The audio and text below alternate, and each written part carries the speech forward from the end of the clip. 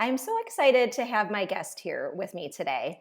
His name is Aaron Washburn, and he teaches emotional regulation to reduce and reverse burnout. And he's just an amazing guest, and I'm so thrilled to have him on the show. So, welcome, Aaron. Thanks for being here. Yeah, thank you, Valerie. Really happy to be here. Yeah, absolutely. Now, Aaron, tell us about yourself and your story. Okay. Um, so as I tell my story, it's gonna really connect everything together of why I'm teaching it and what the process is by teaching it and how impactful it is. So let's say if I remember, I was 15, 16 years old, and I'm gonna bring all the way back to my high school days. I was just leaving class, and when I was walking home to my apartment after class, my parents asked me to come into their room. Okay, so when I walked in, I heard my parents ask me to come into the room. I walked into the room, and when I did, it just felt heavy in there. Nothing like I felt before. So my mom was in the bathroom, and to this point, my dad was to the left of me, and I was looking at my mom, and she wasn't really looking at me. And when I looked over to my dad, he was to my left, and it took him about a couple seconds, a couple minutes to be able to find that courage of telling me what they had to tell me. And when he did, he said, "Hey, Aaron, your mom has been diagnosed with lung cancer." And at the time, I didn't really know what that meant. But when he said it, I felt what he meant. And it just felt like death left his mouth. And after he told me that, everything just went inaudible. I kind of felt a little queasy. And I sat down. And then fast forward a couple months, the timeline's still very uh, not too detailed in my head because I kind of pushed that memory out. Um, but as we fast forward, my mom went through the stages of lung cancer, and the night before the significant part happened, mind you, that her whole left side was completely numb. Her whole left side was completely numb. You could just hear her breathing, but she was gargling of all the stuff that was in her lungs. And she was just laying there. The oxygen tank was keeping her alive. And somehow, some way, she was able to find the strength and called myself, my brother, and my dad over to her to get what felt like her last hug. And it was a very powerful hug. It was a very tight hug, even though her arm was completely numb. And then when the next day came along, it just felt like she wasn't actually here. It just felt like her body was here. And her eyes were gone, just rolled up in the back of her head, and the oxygen tank was just keeping her alive.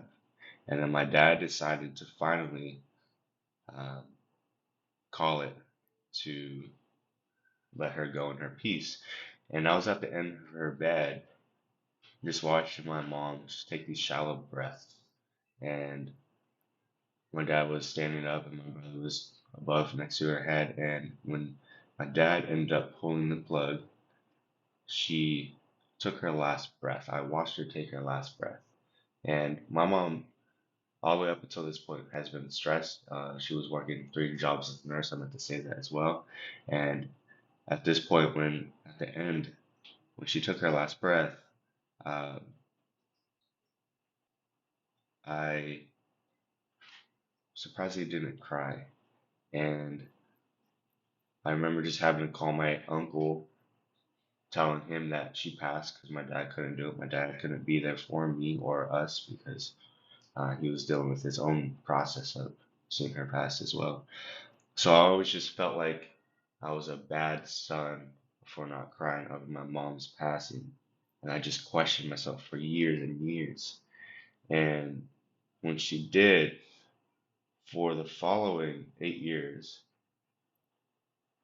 yeah, because she passed in 2012. For the following 8 years after that, I was just in a very deep state of depression. And the only thing that was that I was able to cope with is working out, but it only lasted for so long because I was coming from a state of depression. And my whole family just split up. It just like we felt like we were in the house living together, but not living together. So I was just in a deep state of depression, and I would work out to feel better or fight my demons and or fight my negative emotions, so to speak. And then there was one point in 2020 where I meditated for an hour, not knowing what that was going to give me. But I just did it to quiet my mind for the first time. I was doing a lot of entrepreneurial stuff and really learning about myself. But when I meditated for an hour and I had this surge of energy flow out through my entire body. I just started crying and crying out of like I was high off of life. And then for one whole week I was high off of life, and then I got hit with depression again. I was like, whoa, where is this coming from? And I think this is Albert Einstein's quote. He says, "You cannot solve the same problem with the same level of thinking that created them." And in that moment, I realized, like, okay, so I got hit with this depression again. Let me go work out to feel better. Okay, let me go take a nap to feel better. But I just kept feeling worse. And then this time I was like, okay, this is not working. This is not working. I closed my eyes and I heard this voice say, all right, stay still. So I did. I stayed still. And then all of a sudden I just started crying. All these emotions just started pouring out of me. I was just uncontrollably crying. And then my stomach and my chest got tight. And then this memory came back. So I felt triggered. I started crying. This memory came back of my 17-year-old self on the same bed where I saw my mom take her last breath again. But this time was different. I was able to view it from third person, and it was like I shifted from that into my 17-year-old self again, and I just felt like I actually was able to cry, grieve over my mom. And when I did, it's just like it felt real in my body. Like my body was experiencing it during its time. And then as I was crying, finally able to grieve over my mom, it's like my perspective shifted back into my present body, seeing my 17-year-old self cry over my mom. But this time I was able to be the parent to myself, to my child, that he needed during that time. So I just felt prompt to walk over to my 17-year-old self and I said, I see you, I hear you, and I love you. And I gave myself the tightest hug, the same hug she gave me that night before. And I said, it's okay, it's not your fault, you're allowed to feel this way. You're allowed to finally grieve over your mom, and you're safe and you're loved. And when I did that, it's like I looked into my 17-year-old self's eyes from crying and that grief that he felt and that despair. And I looked in his eyes and he felt loved. He felt okay. He felt like everything was going to be okay. And then it took like a whole hour to process all that. But when my eyes opened, my whole reality shifted. My whole life changed. I saw the world differently. Every single holiday that came up after that, I was no longer angry or depressed. I was coming from a place of compassion and love. So my mom worked 3 jobs as a nurse. I don't know how she did it. And she got lung cancer. And when she did, she passed. And I was in a state of depression for a long time. I'm no longer depressed. I no longer have any of those anxiety or fear or anything like that. And because of those moments, I was able to understand how the mind and the body works together to be able to, let's say, go back in time, reshift or shift that memory that causes a butterfly effect. And then ever since I learned that, um, it feels like I've been attracting nurses for the last 3 years to be able to help them with their fitness goals, which turn into connecting them with their mind and body to help them regulate their emotions so that way I'm not left with 1% of my mom when she comes home. So that way your body is not taking a toll from the stress that you're feeling. So that way you can start reestablishing the reason why you became a nurse and um, a deeper connection with yourself. So that way you can live healthier, feel empowered, reduce or reverse burnout. And if you have kids, be there for your kids in a way that you probably couldn't imagine, especially if you've been a nurse for a long time, because it takes a toll on you. So that is my story, and that's the reason why I started teaching emotional regulation, because I have a deep compassion on it. And I started learning through hypnosis, hypnotherapy, neurolinguistic programming, and body language translations. So that's my story, and I'm deeply, deeply passionate about it. Thank you. That's beautiful, Aaron. That's Thank you so much for sharing that story with us. I mean, I truly do. So we were talking before before we started recording, and I kept talking about the sunlight, and I noticed like the sunlight keeps hitting my face. I'm like, let me move this around.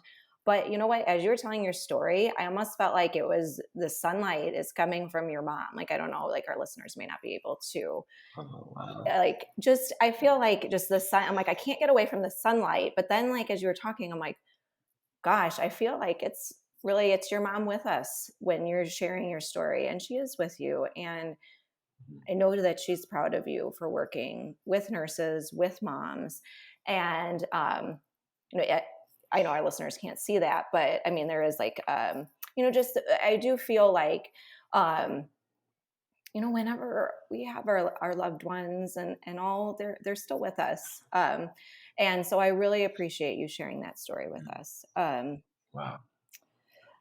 Now, Erin, I feel like you focus on nurses, but also these techniques can be applicable for really anyone, right? I mean, like deep breathing, positive affirmations. Um, I feel like every time I listen to you, I mean, I am a nurse, but also like if I had like one of my, mom friends or anyone, my husband or whatever, that can be helpful. So what um, what is it, or how do you encourage people to do these type of things? Like, how do we deep breathe? How can we get in the habit of saying these type of affirmations, or kind of connecting with our body and with our emotions? Because there's that fight or flight, which we could talk about in a few minutes. But I feel like so many times my brain is not, you know, my brain when I'm in my fight, flight, or freeze mode. So how can I do Mm. that? I think just by being able to encourage someone that is in that fight, flight, or freeze, there's that sense of disconnection that they don't feel like they have the power to control what they're actually feeling in fight, flight, or Mhm. freeze. So the beautiful thing is that if you don't know what you're actually feeling, then it can be hard to control your emotions, right? Because someone might feel angry, but what actually is going on, the underlying emotion might be sadness. So if someone is fight, flight, or freeze, what I love to teach is what feelings actually show up in your body to be able to have, okay, so this is what I'm feeling. I have a body language coach. His name is Brian Johnson, and his body language coach of his three, his name is Robert Tennyson Stevens. And he found over the last 30 years that if you're in fight, flight, freeze, you're in the red zone. You're going off of past experiences and how to react. You can't access those new resources. So what I encourage is in that moment, you have to step into your courage because if you keep allowing those emotions to take over you, then you're going to keep reconditioning your body that same pattern. But if you're able to step into your courage, I think her name is Alexandria, she says it doesn't take time, it takes courage to do this type of work. And when you step into your courage and you interrupt that pattern inside fight, flight, freeze and breathe into your belly, and then just say out loud, I give myself permission to feel my feelings and it's okay. But if you feel resistance there, you say you, as if you're talking to your child or in a dialogue with yourself, you are allowed to feel your feelings in my body. And that encourages them because as soon as they start to know what's going on inside of their body, then they have a connection with themselves and what the neurology can work with. It can do a lot better for them to be able to shift what they're actually feeling. So the way I encourage them is to understand what's going on in their body when they're feeling emotions.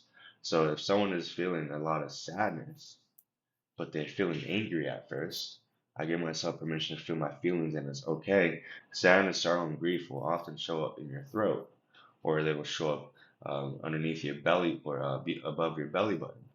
And when they actually give themselves permission to feel it, the body's like, okay, you feel tightness here and here. Then they can start saying, I give myself permission to feel my sadness towards whatever's happening in my life, and it's okay. So the way I encourage them, what I found is a lot easier when they're fight, flight, or freeze, and even for myself, is to be able to identify what they're feeling inside of their body. They'd be like, okay, so I'm feeling tightness in my chest. And it gives them a step-by-step process to do it.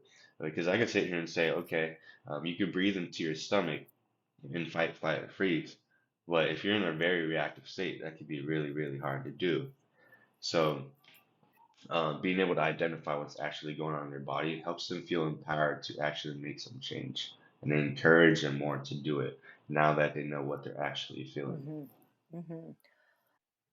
You had said something about when you regulate your emotions, or like with regulating emotions, when you if you bury your feelings, it's like burying them alive, and the feeling never dies.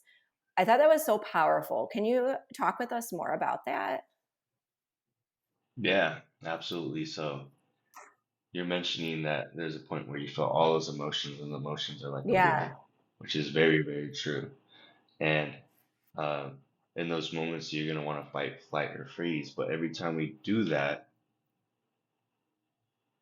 because we don't want to express in front of people, or cry in front of people, I'm getting better at it, crying in front of people, or whatever expression that I want to express, is whenever we bury our emotions, it stays active in our body unconsciously. And the longer you do it, the less aware you are Mm. of it. So if you bury your emotions and you're burying them alive, it never dies. It just stays there. It's active somewhere in your body. And let's say that you're not feeling your grief for a long time, you're gonna have some sort of emotional or physical pain in your body. Emotions are energy in motion. You said it. It was like a Hmm. river, right? So the river is always moving, and then you put like this um, this plank inside the river, and it's just gonna keep pouring over, but it's gonna be even harder and harder. And when you're not feeling it, imagine that you put that block somewhere in your body where grief might show up in your small intestines. The longer you don't feel it and it's still active right there, then that small intestine is going to go from at ease to dis-ease and possibly might come up with Crohn's disease. But when you start to process that grief that's active in there that you're not aware of, then you finally able to take that grief and turn it into love. And energy is energy in motion. You can't destroy energy, you can't create energy, you can transmute it, you can transfer it. And knowing that law right there, you're able to understand how everything works. And here's an analogy that Dr. Dan Woodruff, he owns Vibrated Away. He said that the physical body is like ice. Okay, so if I have a physical pain in my body, if I'm not feeling my emotions, if you read this book called The Body Keeps a Score, it explains this in there as well, where if you're not feeling your emotions, it can manifest somewhere in your body. Let's say I had this, or I did have this client, her name is Kathleen, she loves to share this, is that she had knee pain in her left knee. And when I'm doing body language translations, I understand what that knee pain in her left knee is coming from, but I'm not going to tell her. And as she was talking, she was like, so much anger towards her sister, so much anger towards her her daughter. And then we went through this forgiveness system. That energy, that ice, the energy moved in her body, that physical manifestation moved in her body into her throat. Now she feels sadness, forgiving her sister, forgiving her daughter. And that ice turned into water. And when it turned into water, it started flowing, the emotions started going through the body. And then the water, if it turns into steam, then that's the thoughts. So it's like kind of like I'm reversing it in the body, where if you don't feel your emotions and you bury it alive, it doesn't die, where it finds some part in your body to store there. And when it does, when you elicit those emotions and give yourself permission to feel it, you give that permission for that energy to move somewhere in your body, which your body's like a translate, or your body's like a dashboard in the car. It lets you know what's going on. So it went from ice to water to steam. Steam are your thoughts. And it's kind of like how the world is too, with the physics, and then you got the emotions, the water, and then it turns into that steam. So if you don't feel your emotions. It's going to come years and years down the road. It's going to turn into a behavior. It's going to turn into somewhere inside of your body where it needs to be stored. But you're projecting something from you, from the emotion that you're not feeling, and eventually you're going to have to deal with it, or it's going to impact some parts of your life.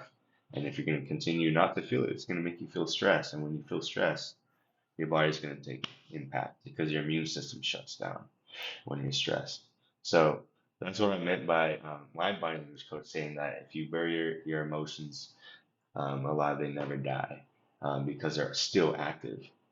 And just one more way of answering this is if imagine that your kids ran up to you.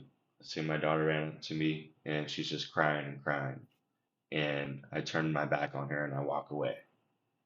That's what we do with our emotions. She's going to continue crying and she probably won't feel loved. So what is our first response when our kids run up to us?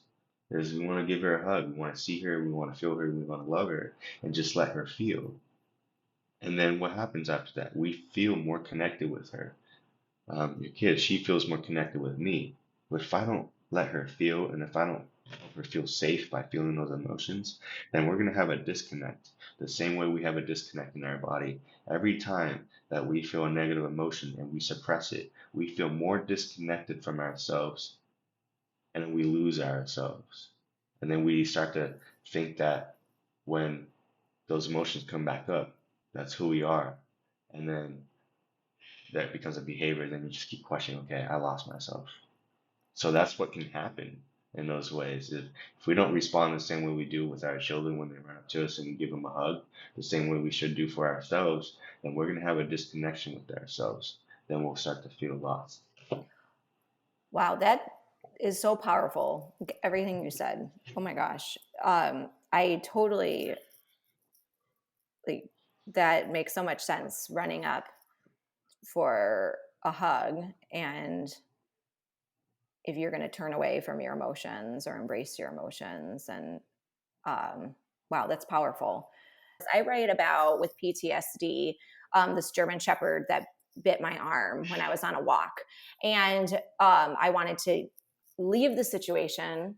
I wanted to get out of its jaws, essentially. And it was only for a second, but time slowed down. I didn't feel any pain. But then whenever I saw a German Shepherd after that, I went right back to those feelings, to that emotion. And I had like that phantom pain in my wrist. Um, and it's similar to when you have those type of trauma. I know, like for me at least, like when I was in the NICU, every time like I go to a hospital, like I was saying earlier, or a doctor's visit, I'll get those feelings again. And I would sometimes like snap like the dog because I'm in a fight, flight, or freeze response. So like maybe I want to argue with someone. Maybe I want to, I'm frustrated, so I'm going to snap, or I want to run away. Like it just, and then also just comparing to dogs, we have our own crazy dog, which ironically is part German Shepherd, which is very sweet. And she looks like a little, like, I don't know, like a little American Eskimo dog. Her name's Juno, and she gets sprayed by skunks, and she's a total nut. But she's she's like a very sweet dog. But anyway, the other day she wanted to stay outside, and I kept calling her name, and with the tone, I kept saying Juno, like in a harsh tone. And she, you could tell, was like, "I'm not coming with you. I don't like your tone. I'm feeling Mm. I'm not feeling safe right now." And it was just with the tone part. And, I don't know what got into her or whatever, because she normally will come and, but you could tell she just didn't feel safe. So then I just like, I don't know, relaxed my body language. And I'm like, well, let me try and be nice to her and like embrace Juno. And like, and I said, Juno, you need to come inside, come on in. And then she just came, then she walked in. So anyway, these are just kind of random thoughts that I thought of. Yeah, and for your dog, whenever that happens, is just for our kids as well and dogs, they're very empathetic. They can feel Yeah, our unconscious energies. So if you're coming from a place of not feeling safe based off your past experience, your dog is going to feel that, absolutely. where he's a reflection of you not feeling safe. So when you change up your tonality and your voice, you change your body language. When you change your posture, you change your psychology. Yep. and it works in both ways. So when you did that, then he felt safe. But what happens if the dog comes back or some dog similar brings back that past memory? Hmm. And Dr. David Snyder, he says that it's not what happened to us in the past that made us who we are today. It's how we recorded those things that happened to us in the past that made us who we are today. So if it was the way we recorded that event, we attached a meaning to it, then what if we change that recording as well? And the way we change that recording is understanding these three concepts, which ties back to my story with my mom of how I was able to change that recording of how I see my mom pass from grief into love. Hmm.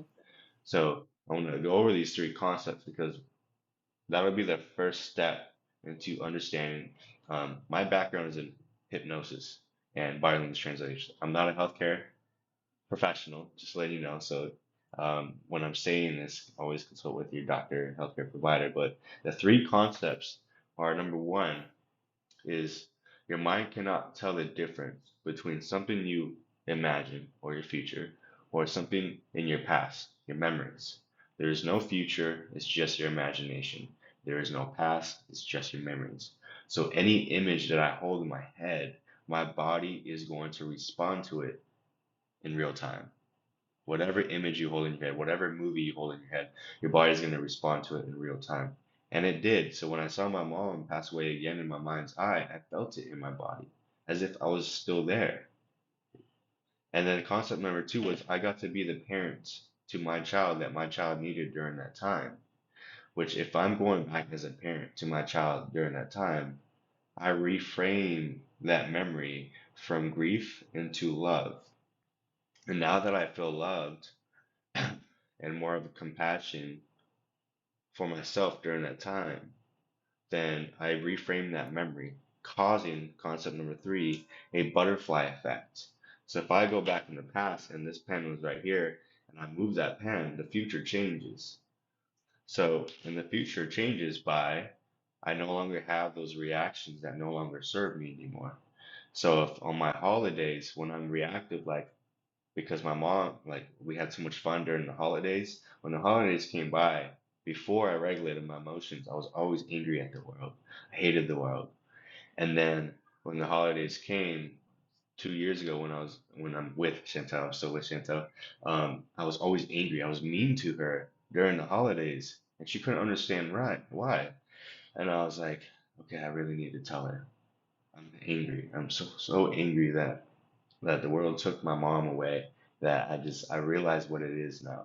And yes, I processed that grief. There's stages of grief as well, and I had the anger still in me within that grief.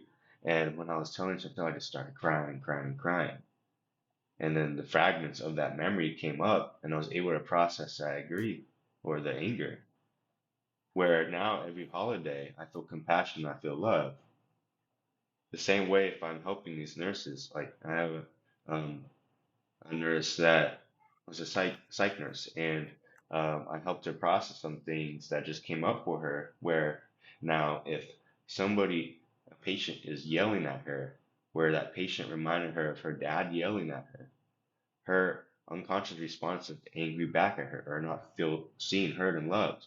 But now in that space, when we did that together, she felt heard, seen, and loved to where if that patient yells at her, she's going to come back with love. And love is unbeatable, undefeated. And she touches the patient with love and diffuses that anger. And then the patient was like, whoa, now I feel heard, seen, and loved. And I don't even feel like yelling at the next nurse or yelling at the next patient, which causes a shift in the healthcare paradigm, which is what my aim is to do covertly.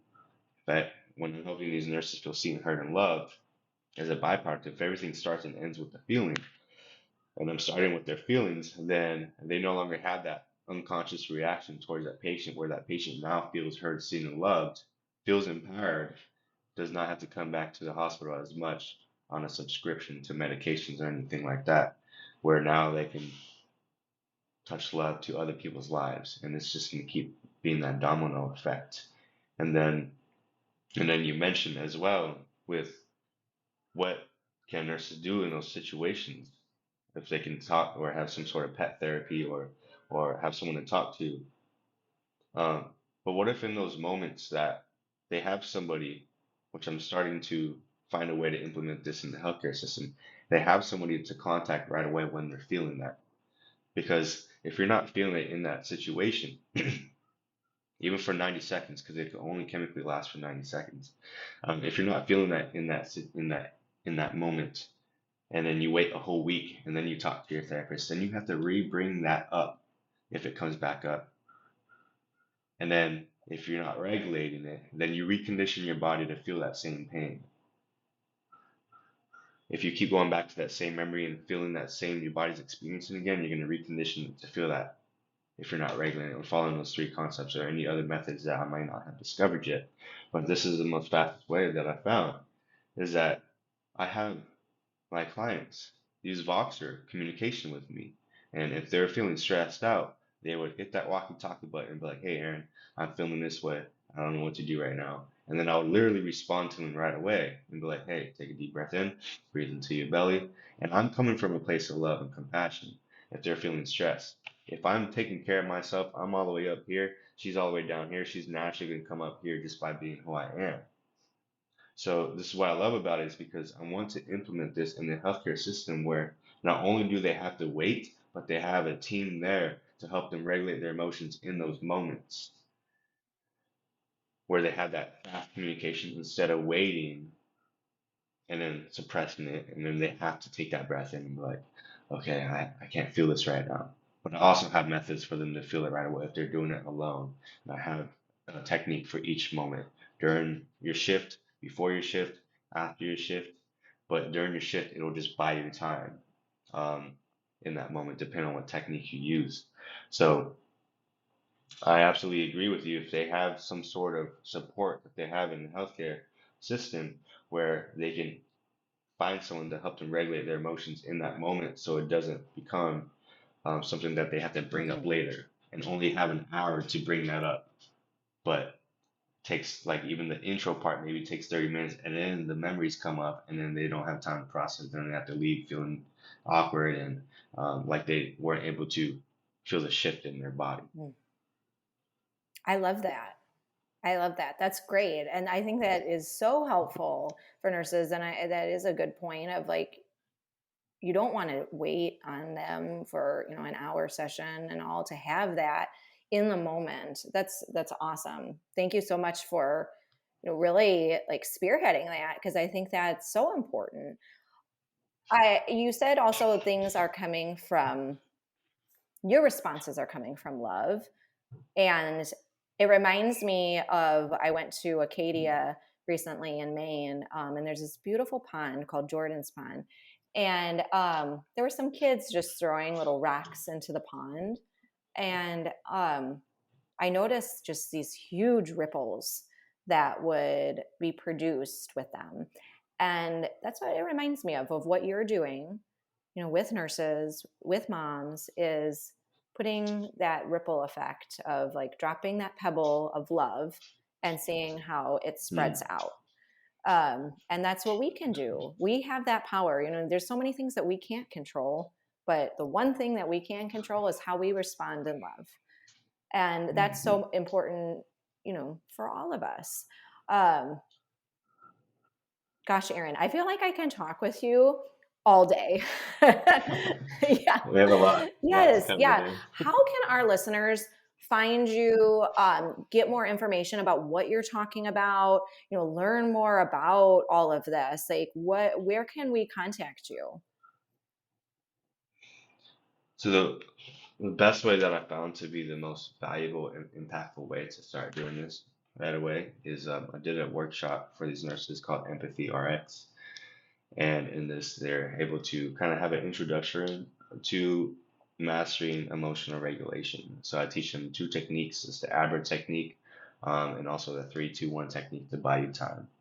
Um, and maybe next time when we have another episode, I can take you through those processes so that way they can have real time on this episode. Mhm. Um, but I have that recorded and I have it as a course. So that way they can have the introductory and then also understand the mind, body, the thoughts all the way down to the results you get in your life. on how everything works from the mind and body and how to regulate it. So that way you have the tools for ABRA, which is awareness, breathe, release, realign, and then appreciate, which reframes that memory. And even if that memory doesn't come up, this is like the fastest way to don't have to go back to that memory, but regulate that emotion without having to go back to that memory. And then 3, 2, 1 is a routine that you can use before your shift. So that way you go into your shift feeling a state of calmness. Because if you're feeling, a lot of nurses I work with, they feel anxious and in fear of their next shift. So remember, if you hold an image in your head and you feel the responses in your body, feel anxiety in your body, we can still change that. So that 3, 2, 1 method, if you hold that image in your head and you're coming from a place of 3 breaths, I'm calm, relaxed, and in control, and start rubbing your arms up and down, then you're holding the image in your head, and while you do that, your body's in a state of calmness, and then that changes the image in your head to a state of calmness as well, which is powerful. If you continue to do that, it starts creating this new neural pathway from anxiety to calm, and then that new neural pathway is your new personality. I always love to get to the cause of everything, so that way you don't have to fight your reaction, other than being able to change that reaction to something, ability to respond. So I can give you the link to that Mm-hmm. course, um, and they can watch that course. And then in that link from that course, they have all my other social media platforms where they can follow me. And as well with that, I have nurse meetups every week on Wednesdays at 6 p.m. Central Standard Time. It's free. And in these nurse meetups, I have my breathwork specialist with me, being able to support these nurses on what they're challenged with emotionally or physically, where we can provide them that support that they need every Wednesday at 6 p.m. Um, and then I have a Facebook group as well, where not only do I touch base with the emotions, but I have I wouldn't say staff, but people working with me on the physical side, the environmental side, um, mindset. So everything that the nurses need, they have a one-stop shop in this Facebook group. So I really have all the support you guys need. Um, Again, too, it works for moms as well. I work with parents on this as well, so that's how they can find me. That's awesome. And I'll put all of that in the show notes, so our listeners can check that out. And um, about the 3, 2, 1, I really find that interesting. So now 3, 2, 1, are you like kind of, is it also giving you a moment to take, like, collect a breath, like 3, 2, 1, like giving you a second, well, more than a second, to before you Yeah, walk in a room? yeah, more than the same. Yeah, because if we know that our mind can't tell the difference between our future or our imagination to our Mm-hmm. past or memories, then if we hold that image in our head and that's influencing us to feel Mm-hmm. anxiety in our body, if we close our eyes, breathe into your belly, I am calm. 2 more breaths, I am relaxed and I am in control. That's the 3 breaths. And then two would be both of your hands rubbing up and down, holding that image in your mind. And then you'll notice that as your body calms down, the image or the movie playing in your mind Mm-hmm. starts to calm down. And then since your body's in real time and your mind is in real time, now they're in coherence of where your body is relaxed and your movie is relaxed in your head. And you continue to do that over the next couple of weeks. You're gonna notice you're gonna come into work in a more positive and more calm Mm-hmm. state of mind, because it's telling your body like, okay, whatever the neurology creates, it accepts. So you're creating that in your body, your neurology, and it accepts it. To know that, okay, here's a new neural pathway for you, and we're going to be coming from a place of calmness versus Oh, I love anxiousness. that. It's like taking one of those back roads. It's like yeah, I love Yes, that. yes, Mhm. what you're Yeah, missing I now. need to try Yeah, that back road now, of like, just whenever I need, not necessarily, I'm not, working in a traditional sense right now, but even like when I'm just more, want to yell or something, do a 3, 2, 1. yeah, And also it reminds me, when I was performing music, which again, I don't do as much, but I do have an episode with my accompanist, that okay, Molly Sloter. She was my piano accompanist when I was a music major in my undergrad. And we performed all the time together. And, she talks about relaxation and body mapping and stuff like that. But it reminds me when you said that 3, 2, 1, when I would walk on stage with her, there, I remember as clear as day that door creaking open onto the stage. And I did do almost in my own mind a 3, 2, 1 to get into performance mode. I had to like walk out on Beautiful. stage and, but I needed that calming moment to be able to then go out on stage. And she worked with me a lot on that. And, but that reminded me of that. So just, Yeah, yeah, it buys you it time. really It does buy you does. time. And when you breathe into your belly too, it pulls on a vagus nerve, and that vagus nerve releases endorphins, melatonin, and serotonin. So, you're releasing your endorphins, serotonin, the feel good hormones, and then if you want to start sleeping better at night, you breathe more into your belly because you release melatonin as well. So it takes you out of that I love fight, flight, or that. freeze. I wanted to say this one last thing because I wanted to give you this quote Oh, that I yes. told you to Yeah. wait for the episode. So I'm going to finish off with this quote that I absolutely love.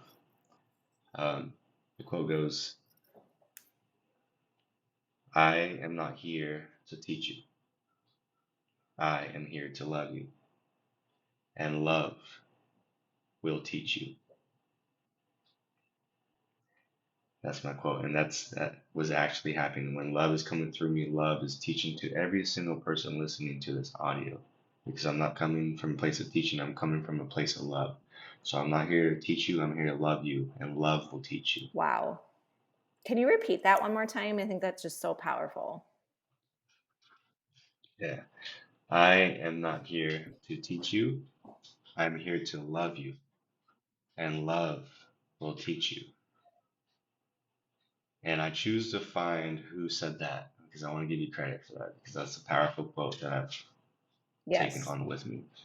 So I love every single person listening to this audio. You are loved and you are good enough. And I give you permission to feel all your feelings. And you can even send those negative feelings to me. I can feel it for you. that's beautiful. That is beautiful. I'm going to take that quote and go about my day as well. Like, that's beautiful. Well, Erin, it's been an absolute pleasure. I really enjoyed getting to know you more and just everything that you're doing for us nurses, for us moms. You really, truly are making a difference in the world with love, one ripple at a time. Yeah. Thank you so much, Valerie. Thank you, Erin. So much. You're welcome. Thank you. Well, you have a wonderful day, and I hope all of our listeners have a wonderful day as well. And you remember are loved. Yes, thank you. Have a beautiful day, y'all.